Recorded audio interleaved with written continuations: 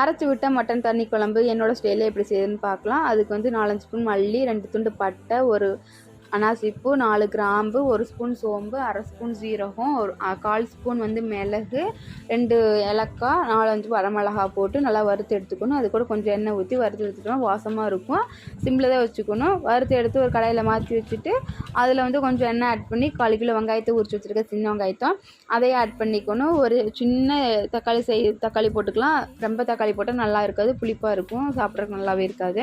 அதனால் ஒரு சின்ன தக்காளி மட்டும் ஆட் பண்ணி அதையும் நல்லா வணக்கி வச்சுக்கலாம். நல்லா கலர் சேஞ்ச் ஆனதுக்கப்புறம் ஒரு சின்ன விரல் சைஸுக்கு இஞ்சி, அதுக்கப்புறம் ஒரு கட்டி பூண்டு வந்து உரிச்சு போட்டிருக்கேன். நீங்கள் உங்களுக்கு தேவைக்கு தகுந்த மாதிரி கூட்டி குறைச்சி ஆட் பண்ணிக்கலாம். போட்டுட்டு நல்லா வணக்கி விட்டுட்டு 1/4 மூடி தேங்காய் திருவி வச்சுருக்கிறேன், அதையும் ஆட் பண்ணிக்கலாம்.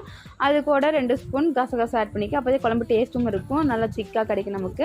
அது போட்டு நல்லா வணக்கி ஆற வச்சுட்டு இப்போ நான் வறுத்து வச்சுக்க மசாலா வறுத்து அது கூடயே போட்டு நல்லா தேன் மாதிரி அரைச்சி எடுத்துக்கணும். அப்போதான் குழம்பு நல்லா சூப்பராக இருக்கும்.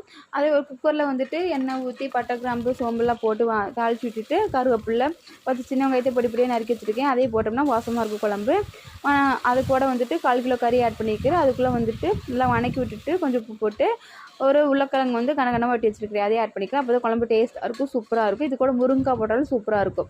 அதை நல்லா வணக்கி விட்டுட்டு அது கூட வந்து வரமிளகாத்தூள், மல்லித்தூள், கரம் மசாலா போட்டு வணக்கி விட்டுட்டு அரைச்சி வச்சுருக்க மசாலா ஊற்றி தேவையான தண்ணி ஊற்றி கொத்தமல்லி தூவி 4-5 விசில் விட்டோம்னா சூப்பரான குழம்பு ரெடி. இந்த வீடியோ பிடிச்சிருந்தா மறக்காம லைக் பண்ணுங்கள், ஷேர் பண்ணுங்கள், சப்ஸ்கிரைப் பண்ணுங்கள். குழம்பு அட்டகாசமாக டேஸ்ட்டில் இருக்கும். ட்ரை பண்ணி பாருங்கள். தேங்க்யூ.